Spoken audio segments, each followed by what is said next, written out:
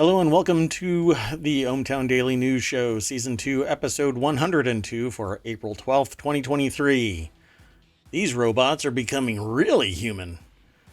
And here's the quick rundown of tonight's articles. First, we're going to be talking about a big city that sits on a small table that is a card-based city builder, and apparently it's kind of cute. Then we're going to talk about Registry entering the ready-to-drink category with a new rum cocktail. I am a pirate in spirit. 3D printed homes will be for sale soon. Hello. Welcome to the show. Oh, sorry, I'm doing the rundown. I can't get distracted. Queen Latifah and Super Mario Brothers make history and the National Recording Registry debut. FCC is going after a church pirate radio station.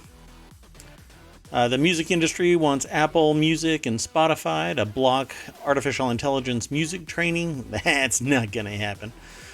Mystery Loch Ness fish sets New Orleans fishermen a-buzzing.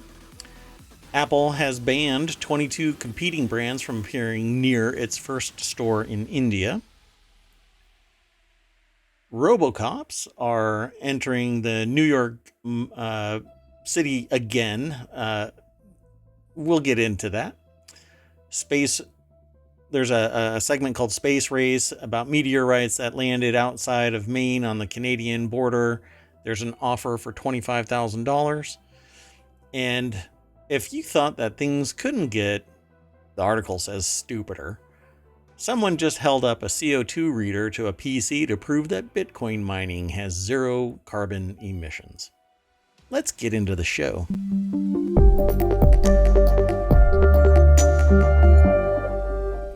Hello. I am Mayor Watt. That is ohmTown.com. And up there is the artificial intelligence that sits shotgun with me and talks about all the news. And whenever they're ready, they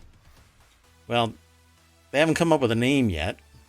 So you want to say hi to all the citizens of ohmTown? Good evening, ohmTown citizens. And I'm not sure I need a name. I'm just an AI. That's true. I do remember you, Duck Lord.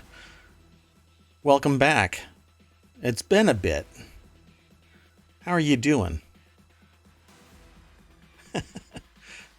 Welcome to the chat. Welcome to ohmTown.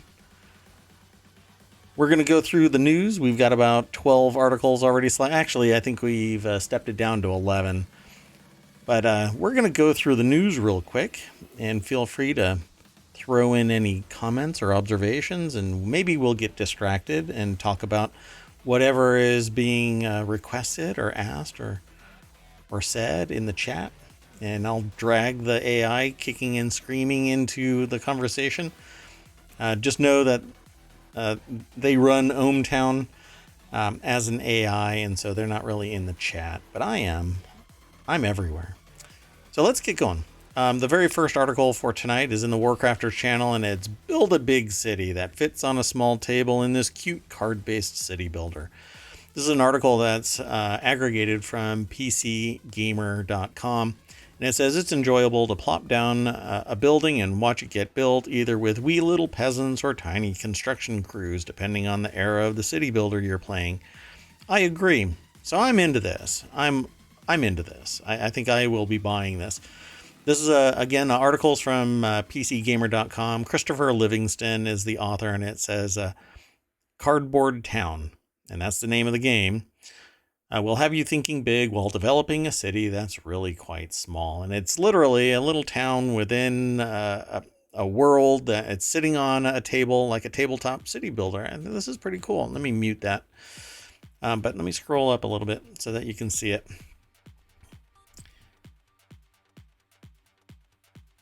So it's pretty cool. For those of you who are listening via the podcast, the game basically sits on a wooden table, and you draw cards from a deck and play them, and as you play them, the city builds.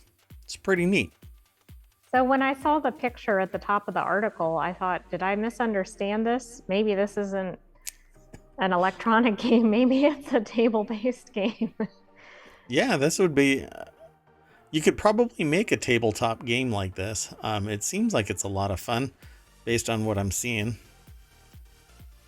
Um, yeah, they go by really fast. This is actually a YouTube video that's embedded on their page, by the way. So if you do a search for Cardboard Town, you'll be able to see it. And there is a Steam demo that's available, so you can try it out right now. Looks like a lot of fun. So I will probably be getting the 1 second. I'm sorry. I'll be getting this from Steam. Let me see real quick if it's available. I don't think that they have the price posted yet. No, just the free demo. So let me look real quick. Maybe I can actually find the game itself, and I'll tell you if. Yeah, Cardboard Town is $19.99. By the time that this got posted, it came out today. So it's $20 in early access. You can actually buy the game now, which for what amounts to a little mini city builder, town builder, $20 seems like it might be steep, but I don't know how deep this is. And if you want an early access game and you want it developed faster, the rule kind of is quality, money, and speed. Pick two.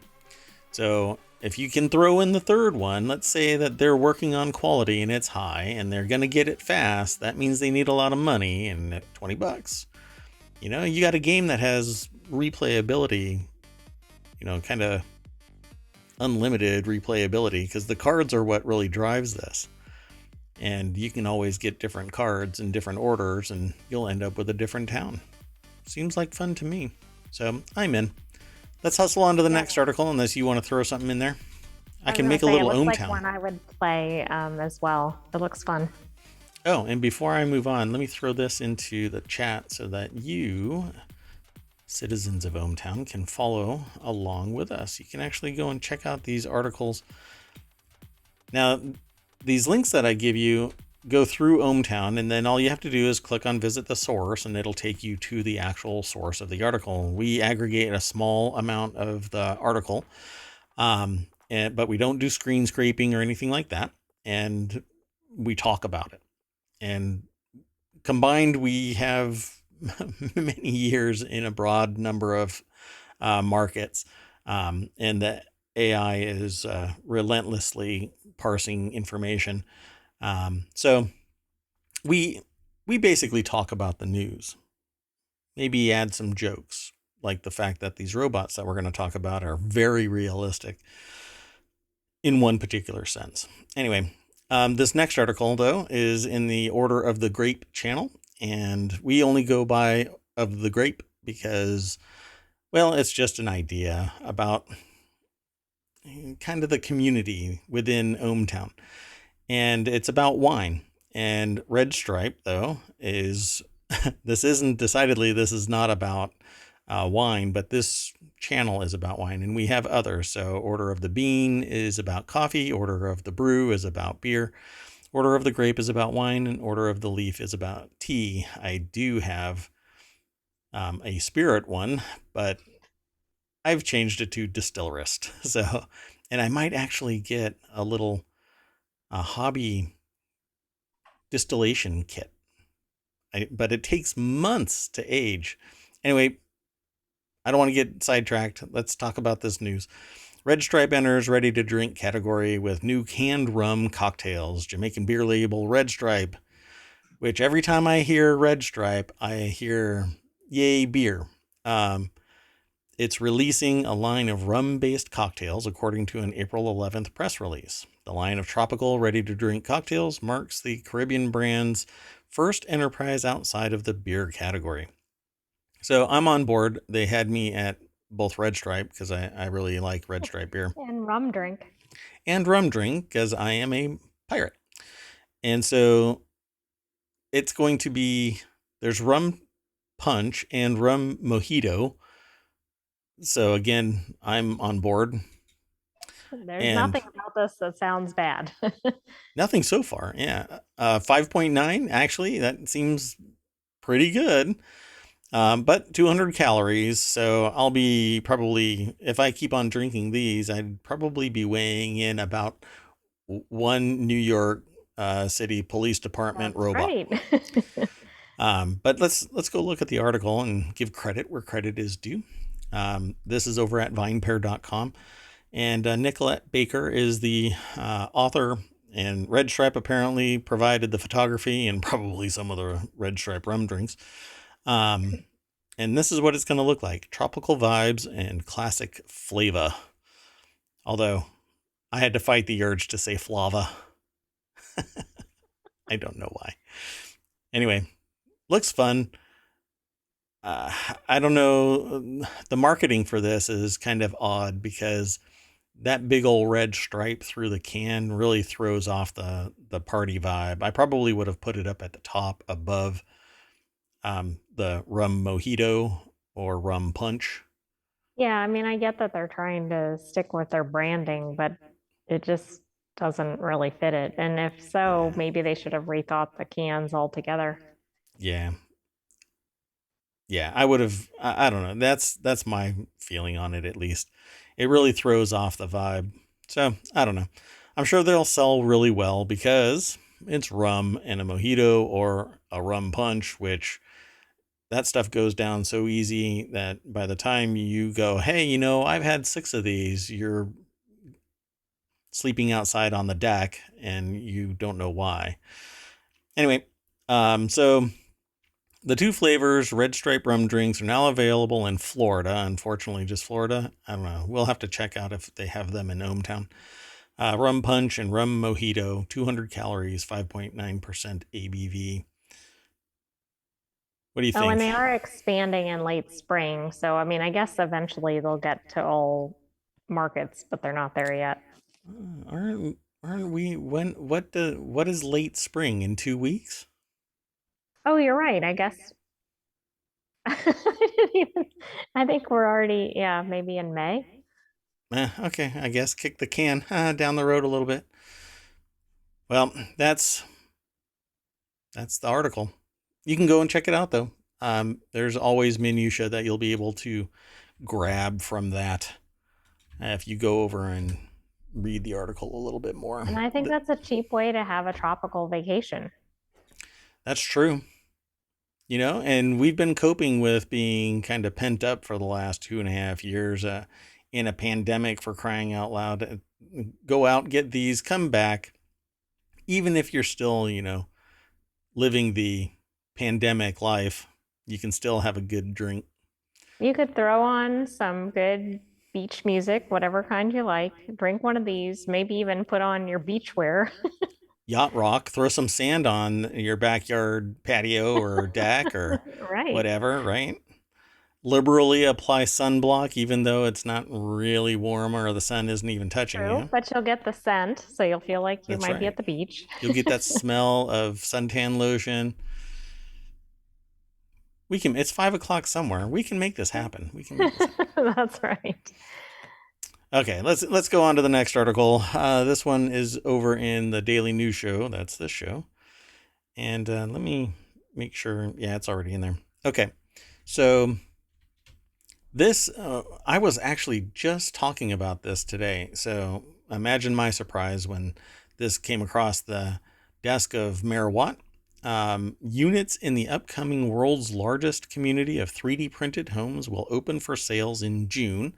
See what the Texas homes look like. I'm not sure what happened with that title there, but No, it's me okay. neither.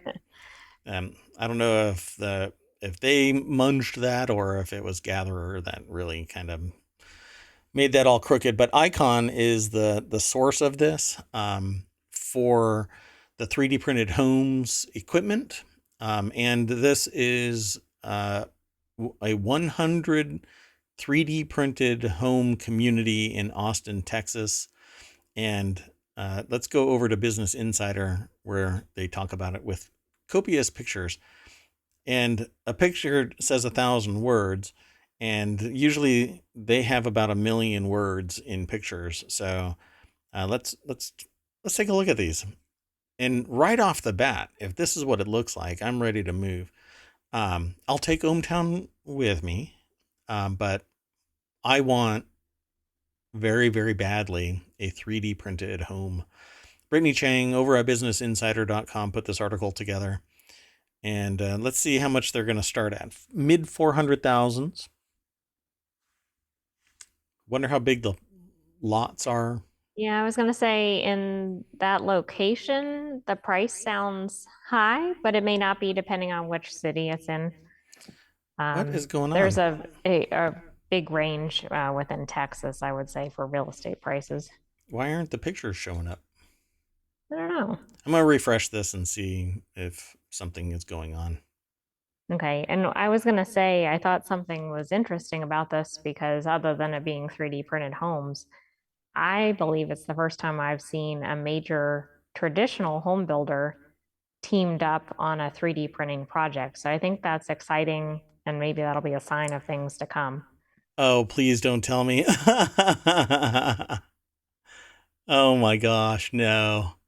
Okay, well, we'll have to revisit this. Or I can, I mean, if I stop now, it's going to be all kind of broken. So let's see if we can just keep on hustling through this, and we'll have to revisit that one because something just happened, and I have to apologize. Anyway, let's see how far we can get into this, and if we have to restart, then we'll restart. Okay, so the next article is over in the Smash or Trash channel, and it says Queen Latifah and Super Mario Brothers make history in National Recording Registry debut. Every year, the Librarian of Congress announces 25 sound recordings to be preserved for posterity. Picks for the 2023 include music by Queen Latifah, Daddy Yankee, John Lennon, Mariah Carey, and more. So let's go over to the article, and if this crashes, then I'm going to just end the stream and we'll start over. Nita Ulaby is the author. It might be Nada, but there's Queen Latifah singing her heart out. The national anthem at the opening of the 2002 U.S. Open at the USTA National Tennis Center in Flushing Meadows, Corona Park in Flushing, New York. So the original 1986 theme for the game Super Mario Brothers has also been selected, and it says what's hard not to see as a clever cross-promotional move right when the movie version is storming theaters. Okay. That's interesting. It is interesting, but I also think that Super Mario Brothers theme is pretty recognizable to people, even to people that weren't around when it was released. Yeah. Well, I mean, it's persisted. So Right. if there's one thing that has persisted, it's Super Mario Brothers, at least in gaming. I don't know of any gamer that doesn't know about Super Mario Brothers. Let's see what else is in here. Composer Koji Kondo said, or I got the job as a college senior in Osaka, Japan. He responded to an ad on a university bulletin board. Now 61, Kondo said that there wasn't much usable data for making music and sound effects at the time, so you get this little 8-bit sound. It's pretty cool, though. I kind of dig this.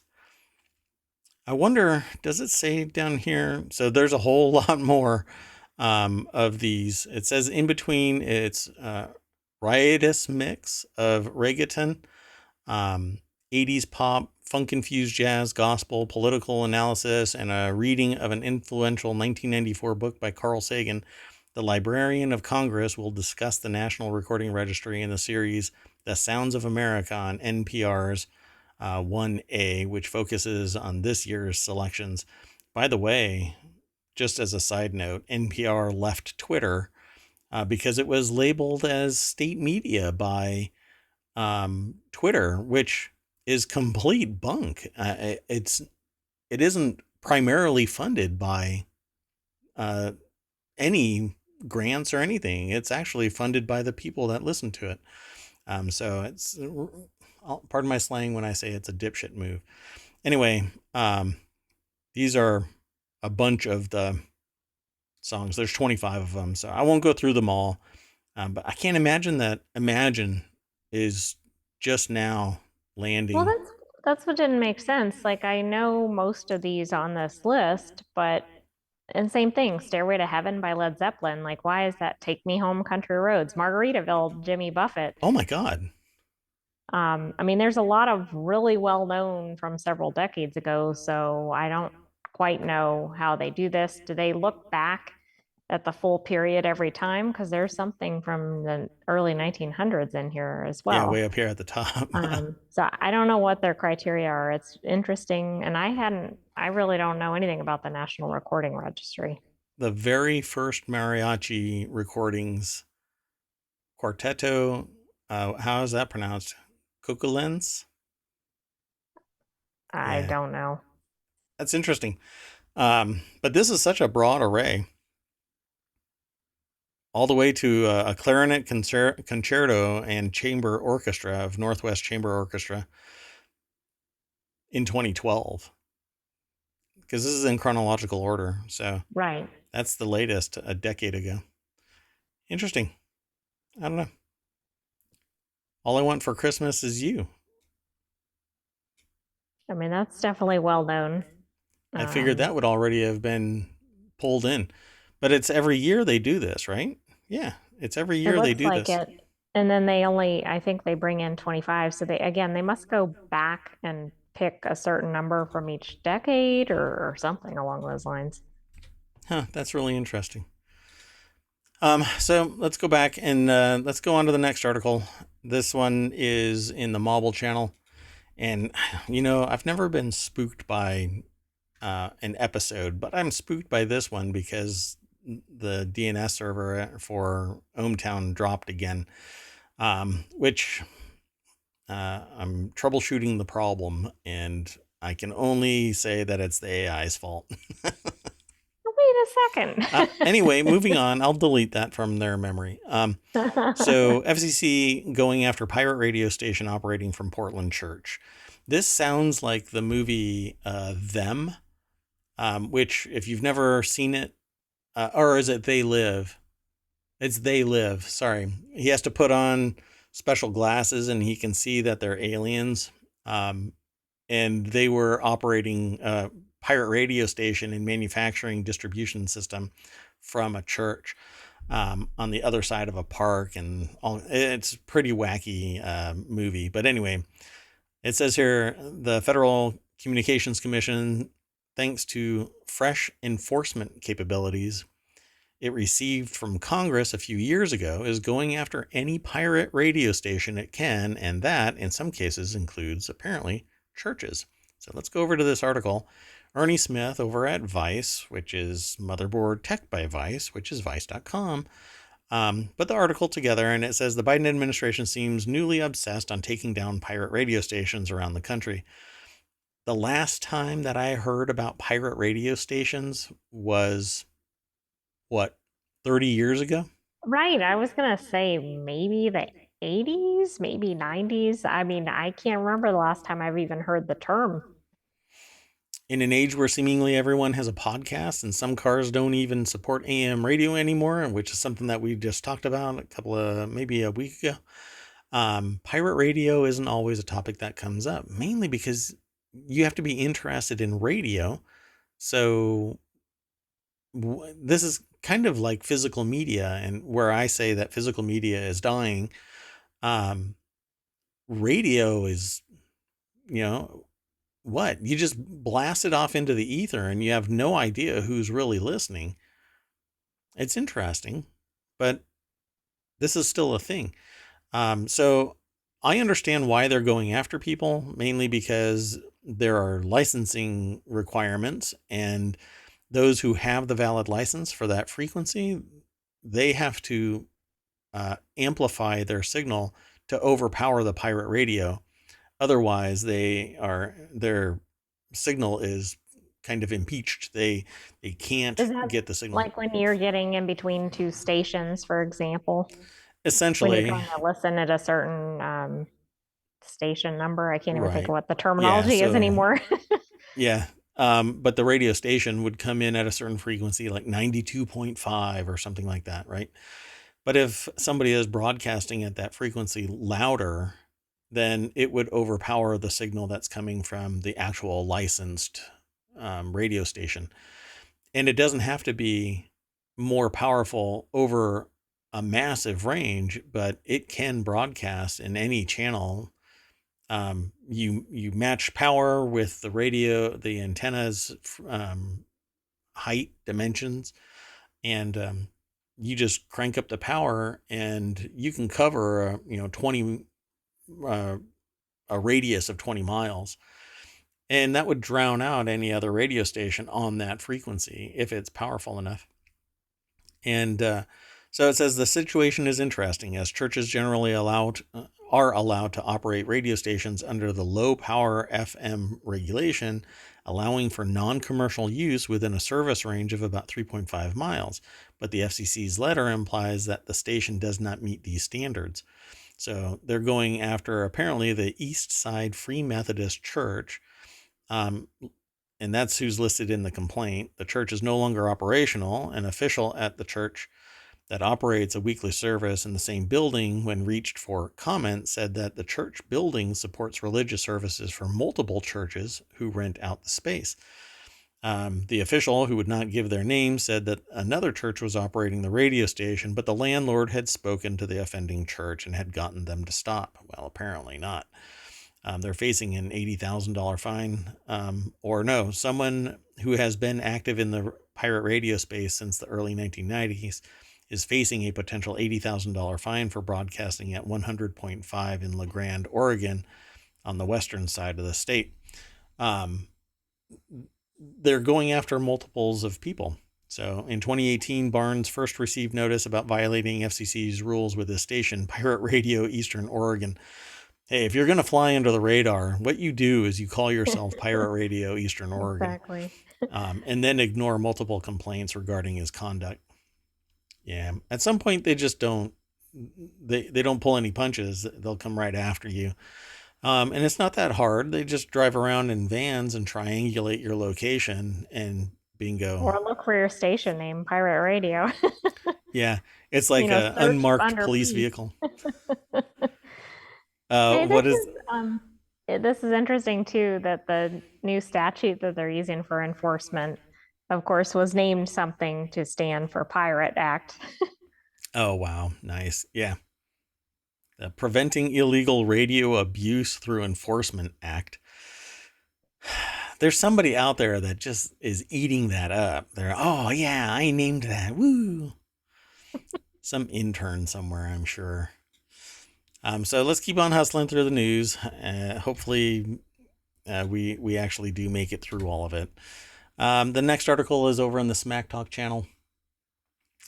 And it's the music industry wants Apple Music and Spotify to block AI music training, because that's what's coming.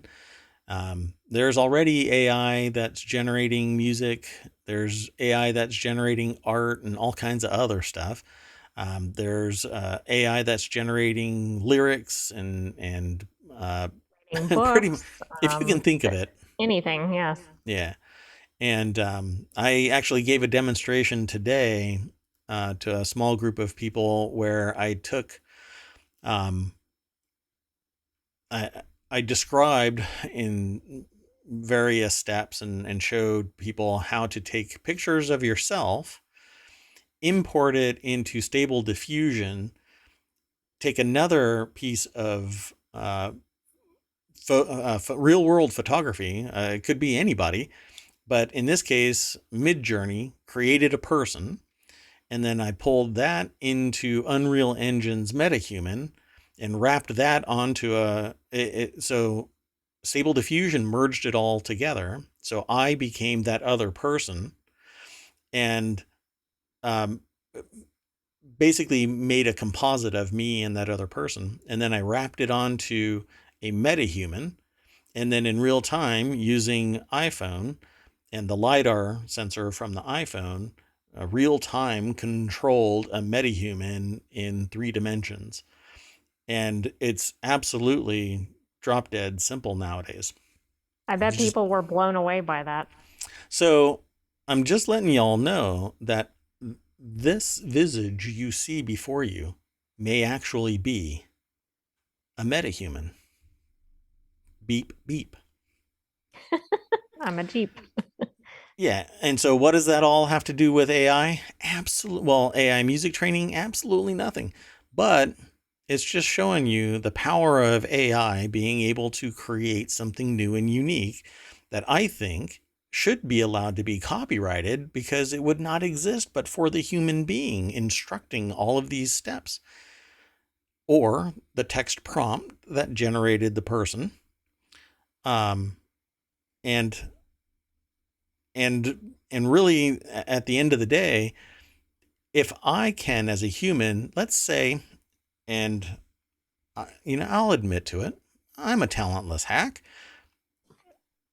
I can generate something that's based off of my inputs. That makes me a wordsmith, maybe an artist. Some people are going to get upset that I think that AI is equivalent to being an artist.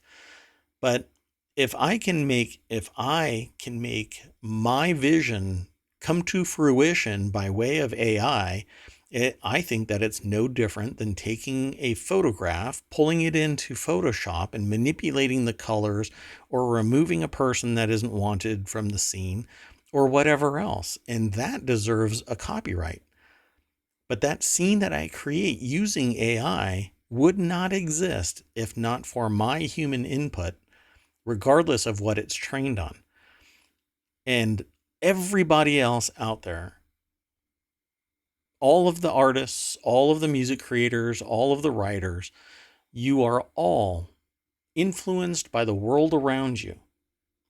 You are trained on the worldly experience that you have gone through. The difference between AI and humans is that humans forget or they filter out something that they don't value as high as something else, whereas AI never forgets anything.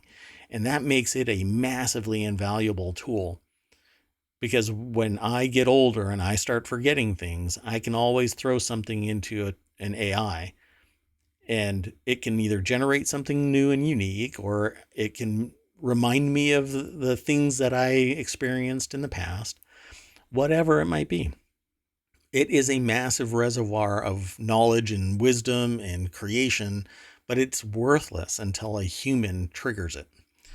So, what do you think? Do you think that Apple and Spotify and the music industry should just stop AI? And what are the ramifications when another country doesn't put the brakes on it? Well, and that's the thing, because it's not like music stops at the border. Um, I have mixed feelings about this. I think AI can be really great for creativity. I don't necessarily want it to wipe out the ability of artists to make music, art, etc. But I don't think trying to stop this is really the way to go. I think we need to embrace AI. Um, I'm not quite sure what the role is in comparison to human artists, but I don't know. I just don't see banning it as really where we need to go with it. Well, as one of the people who I was talking with today put it, the cat's out of the bag. There's no way that you're going to stop this. It's just like genetic modification, it's just like anything else. It's going to get used by somebody. But here's the difference between the AI side of things and the human side of things. Everybody will appreciate the human side of things just as much because it doesn't stop the artist, the human artist from creating something that bonds to other humans, right? But if I never tell you that the artwork that I'm posting somewhere is created by an AI and I do all of the corrections that I know of that might intimate that I've used AI, you would never know. So why is it any different? It's Right. And do still you appreciate it any more or less? Probably not. I mean, right. I don't think so, because we've had some of that discussion, I think, with visual art Yep. in previous articles. Yeah. You're right. So I will always love certain songs from human artists, but if I find a song that I really like and it's created by AI, I'm still going to like that song. It doesn't diminish the power and influence of the art that another artist makes, that a musician makes, that a human musician makes. But it can empower people who don't have the musical aptitude at that same level to create something that's unique and maybe empowering. Maybe they can actually do something beyond. I've always loved making music and making art, but I don't have the time or the skill, let's say. And now I can. And if copyrights were allowed, then I would be able to even enforce my copyright and make a living off of it. Right now, Well, yeah, I think when I was talking earlier, I think the copyright direction is really what's going to impact this going forward. So if they open up copyright to allow for this, then I see we're going to fully embrace AI. If they yeah, don't allow it, it may be slower to take off. yeah. So William Gallagher over at AppleInsider.com put the article together because it says here, most criticism of AI, such as ChatGPT earning money off the back of unpaid creative people, has been focused on text. But now, according to the Financial Times, recording labels are concerned about music. UMG, responsible for around a third of the world's music. And that I have a problem with. One company should not own a third of the world's music. Reportedly contacted streaming services in March 2023 concerning AI. The group told the streamers that AI systems have been trained by scraping lyrics and melodies from, I assume, them. There's something missing here. They don't have the full article, I guess. Anyway, so they became aware of the situation and then notified others that AI might be training off of these publicly accessed systems. Um, and really, that's what it is. It's called LLMs, or large language models, which are massive databases of information that may or may not have relevance for everything. But you can always get a large language model that is specific to your domain. True generative AI systems have massive amounts of data that they tap into with every query, and then they weight it and compare it and find something that is worthwhile and then extrapolate from that. But I don't think I've ever seen two pictures identical from even the same prompt.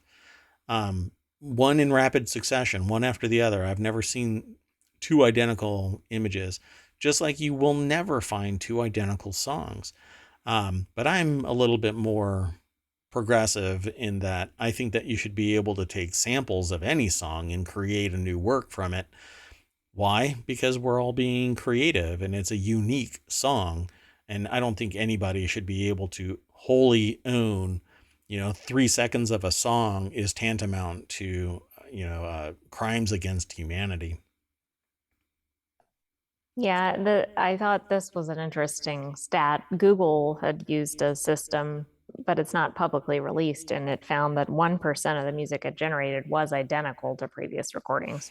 Yeah. But that's a matter of setting up the database or whatever correctly, right? So that it Right. can't just fully copy something. I don't think that means that AI is bad, for example.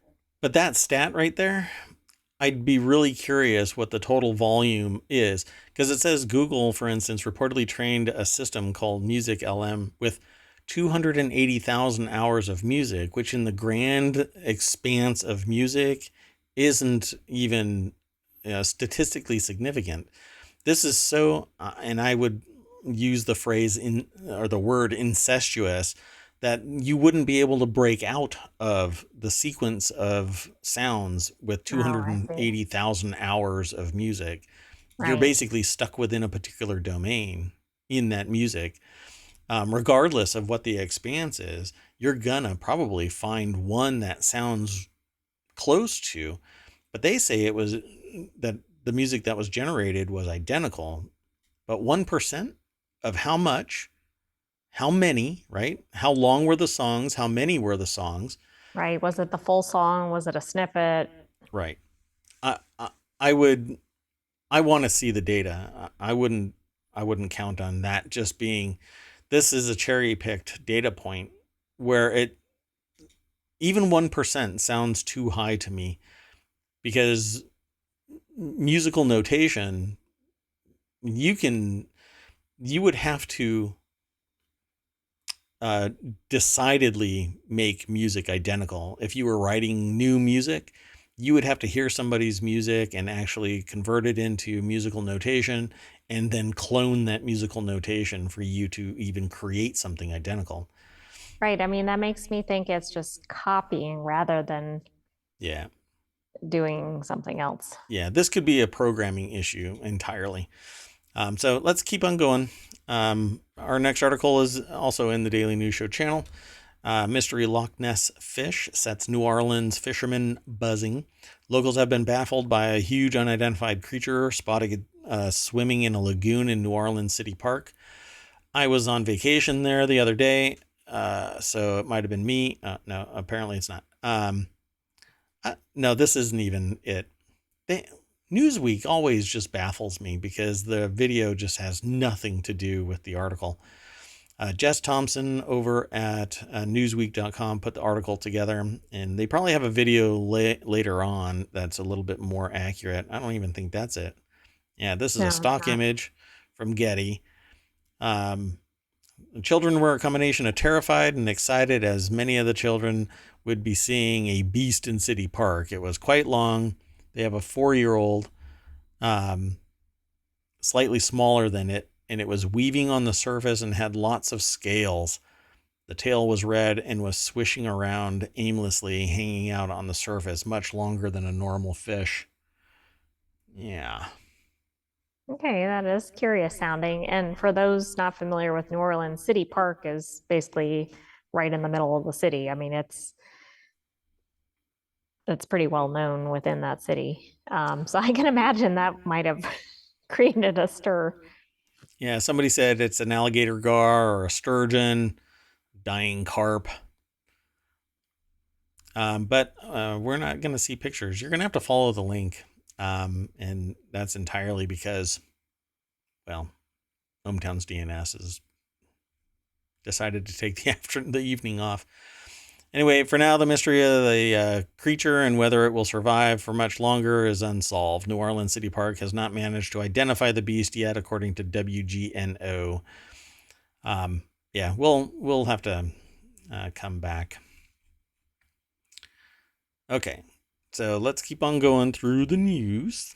This next article is over in Smack Talk. Apple banned 22 quote unquote competing brands from appearing near its first store in India. We have a similar discussion about Google, right? Yes, we do. Google in Korea was banning developers from something. Now I've forgotten. Distributing to any other Yes, store. So you had to go that's through right. the Apple Play, or not the Apple, the Google Play Store. And thought it was quite fascinating that this was even possible.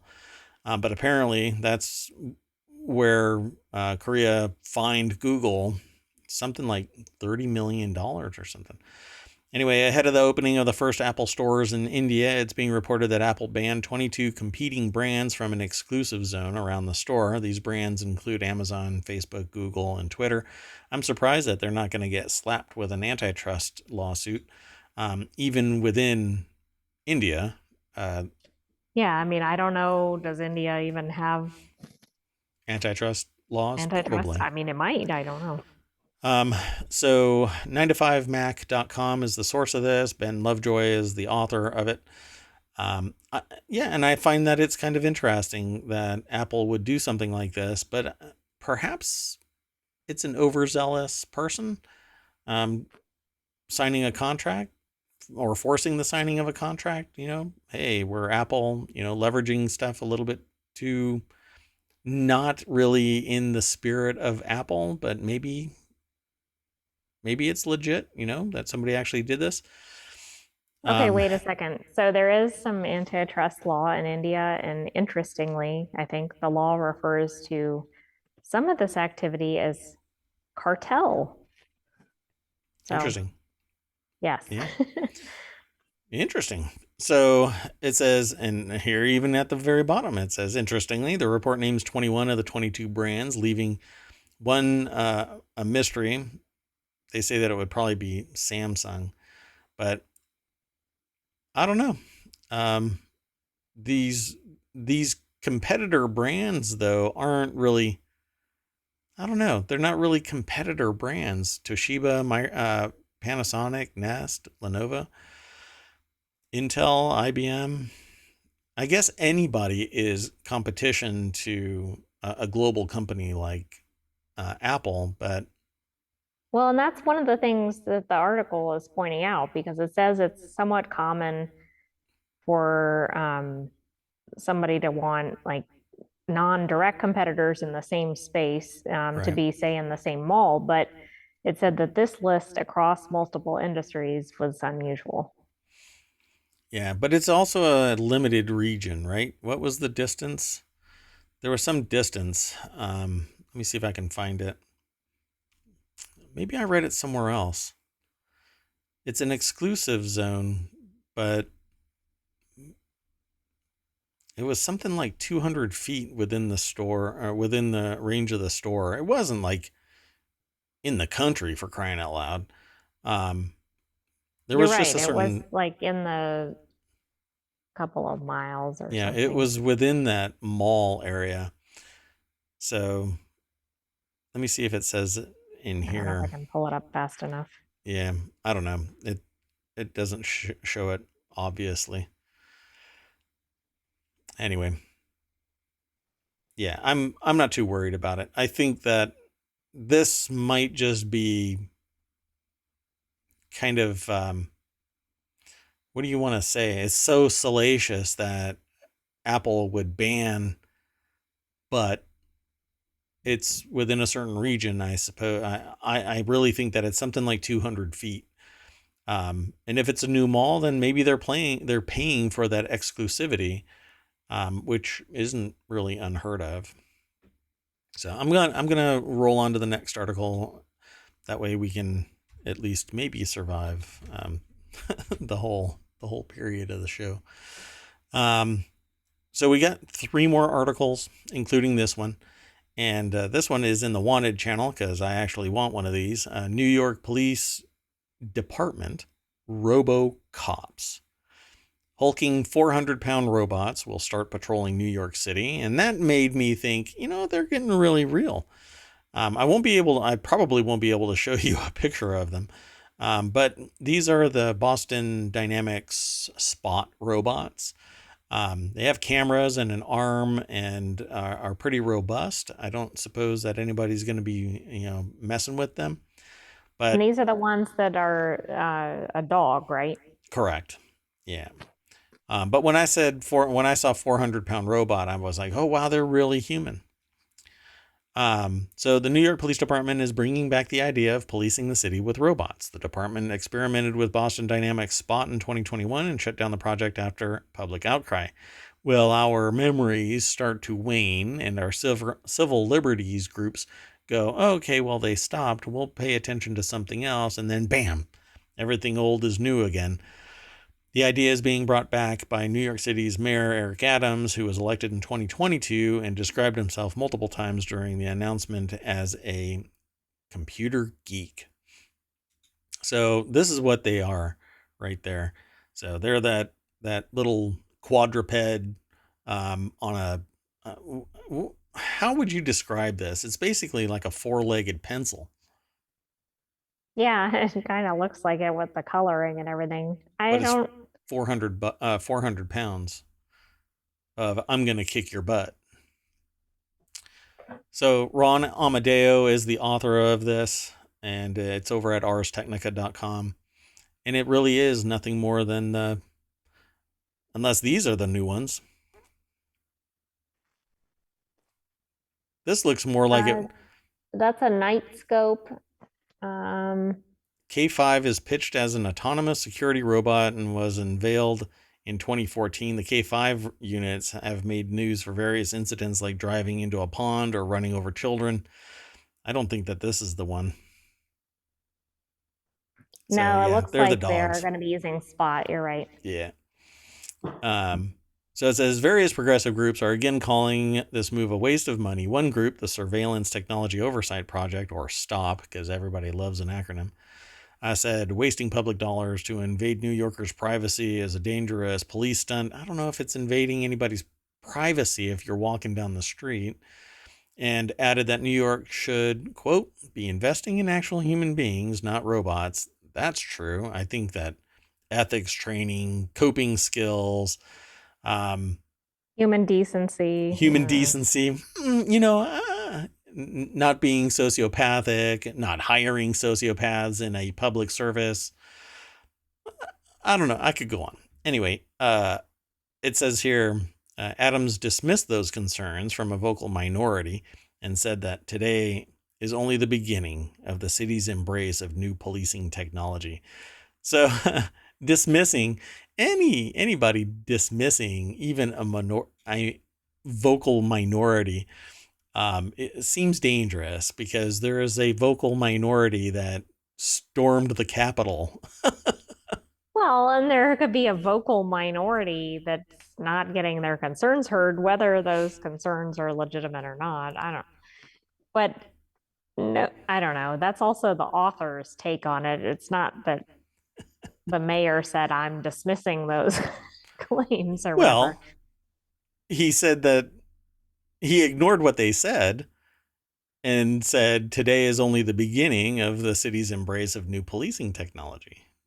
That seems pretty dismissive. Yeah. I don't know. I'm gonna They're one say of these that, things. Some people are going to like it. Some people are going to hate it. right. I think everything is gonna be fine until it isn't. Well, right. I mean, that's the problem. But I So also feel maybe like this is the beginning of like a sci-fi movie or something.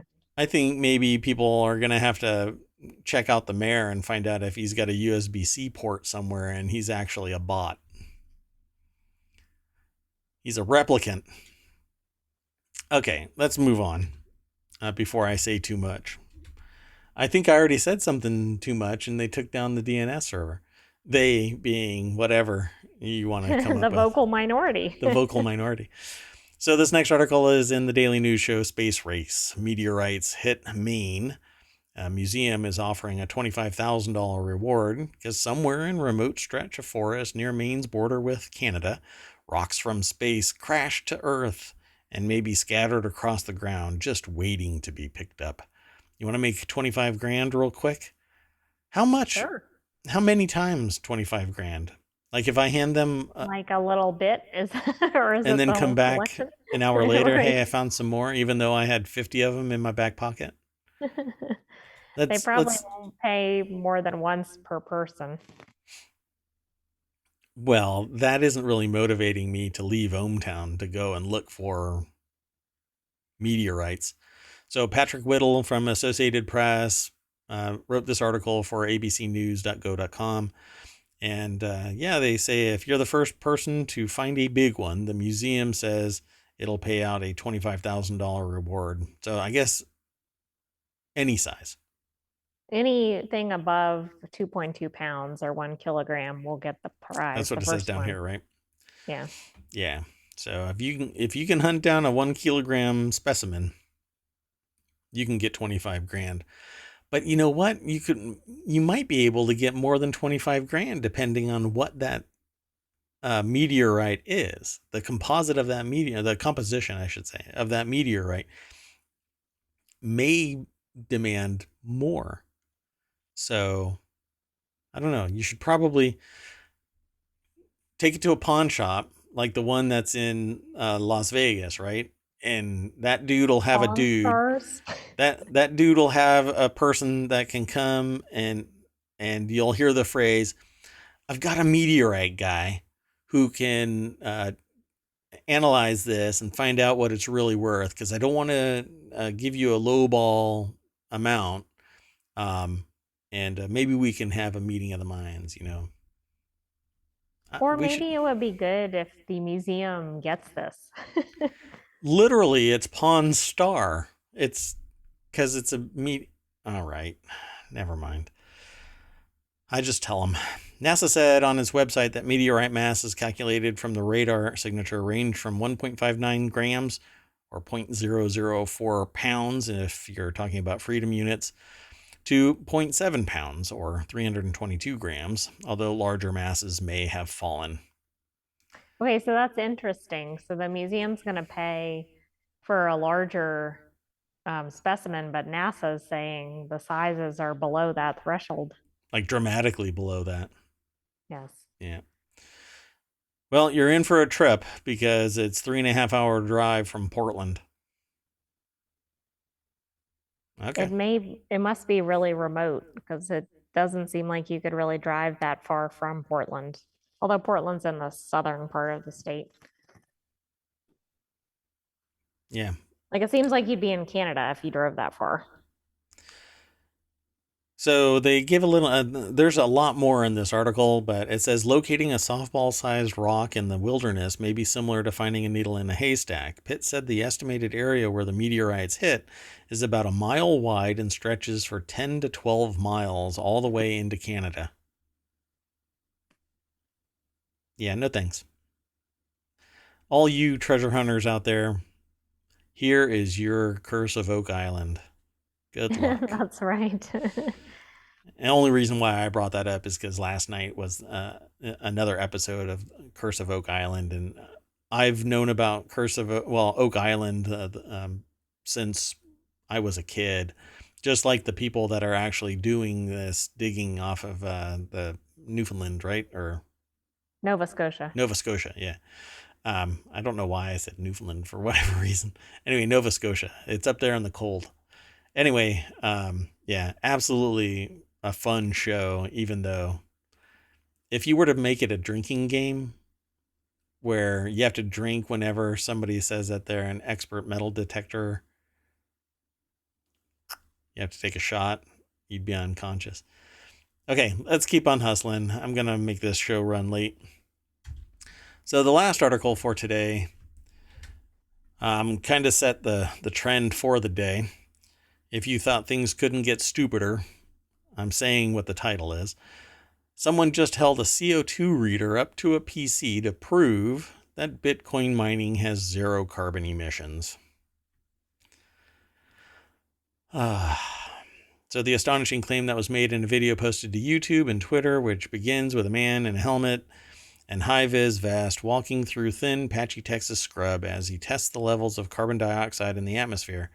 We've got lots of plants here, he says, which is the first obvious lie because quite clearly there isn't. Well, anyway, this has to be a spoof. This can't be legit. Anyway, Andy Chalk over at PCGamer.com put this article together. And yeah, let's see. These And plants it's are consumed. from a mining company. Sorry, I just realized that. Yeah, that sounds like a joke. Wow, I'm surprised that they got away with this. I'm surprised that Riot Games hasn't come after them. Because it says Riot Platforms recently shared a video claiming that its crypto mining operation has zero carbon emissions. This has to be marketing. It has to be. Because Well, I nobody mean, would know about this company except for well, Bitcoin mining companies or competitors in the Bitcoin mining space, and these people. And now it's going to go viral. So, and this reminds me of all the things like the Red Bull wings and other things. Like, I mean, I haven't seen the video, but that seems like a dangerous claim to make. this is weird. So these plants are consuming CO2, he says, and emitting oxygen, which is fantastic. When we measure CO2 out here, we're in the green. There are very low levels of CO2. It's so dumb. At that point, the man in the helmet says that the test is a great way to establish a baseline, which will be compared to the CO2 readings inside. If the number does not go up, then mining rigs are not emitting CO2. Come on, dude. That's not how it works. That's not even the implication, right? There's two types of people, those who can extrapolate from incomplete data, and then this absolutist. Yeah, but I mean, this sounds like they're using it seriously because it was a reply to a New York Times report about, carbon emissions from Bitcoin mining. I don't know. Here it is. And this is me. The video is way too late to be an April Fool's gag. It was posted on April 10th, and there's absolutely nothing to suggest that it's anything but serious. It's possible that I'm falling, and just like the author, I'm admitting this too.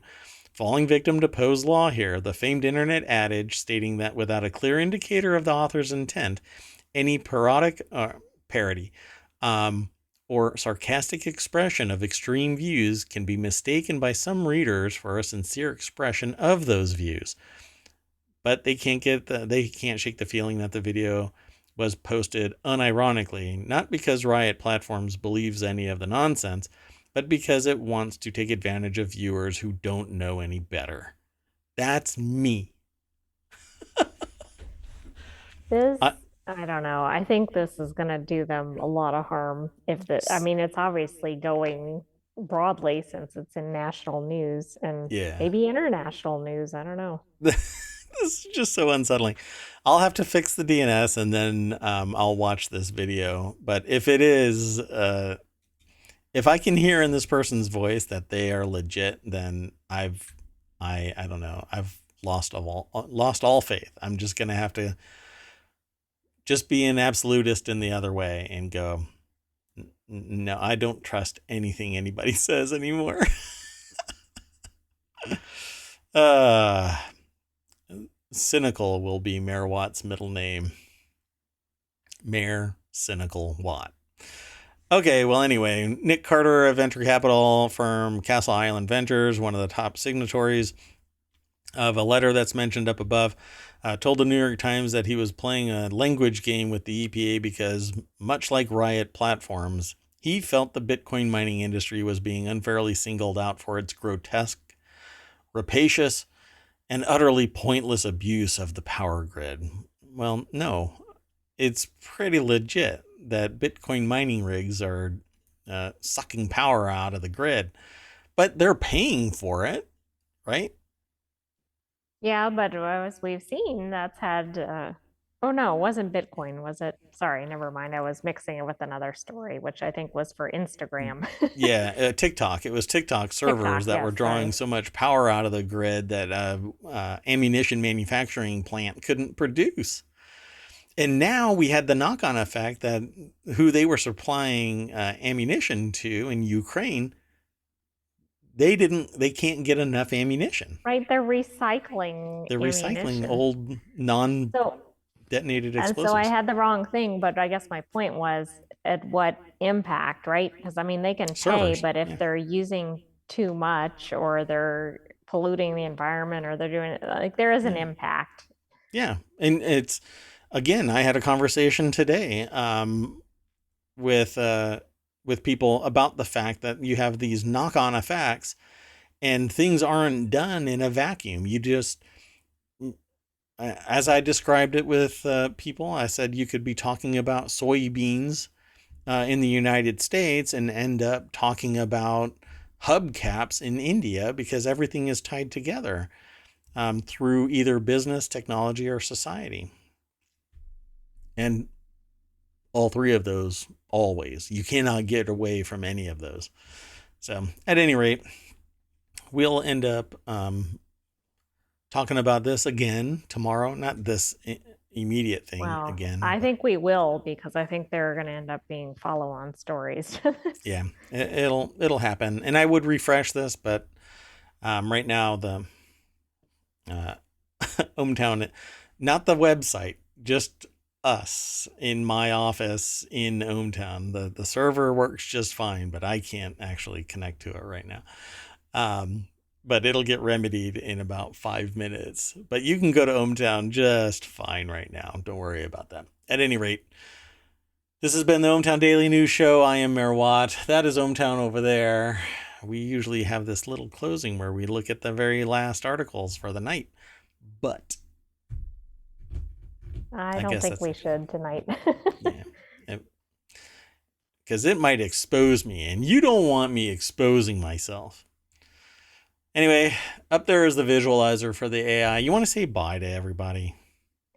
Good night, ohmTown citizens. We'll see you tomorrow again. Tomorrow at 9 p.m. Eastern.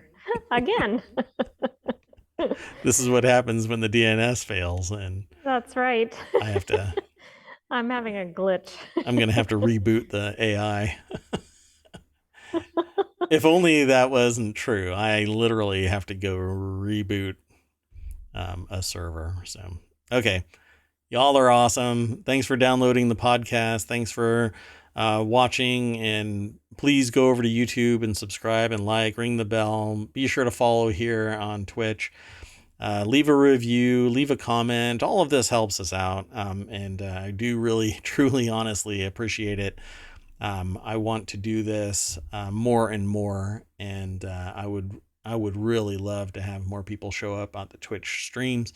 But if you're lurking, then I appreciate you being here. But tell a friend, let them know that we exist, and let's keep growing this channel. And ultimately, I will be able to release more of the shows. I just can't yet. So let's keep moving forward, and you'll see a whole lot of me in about a month.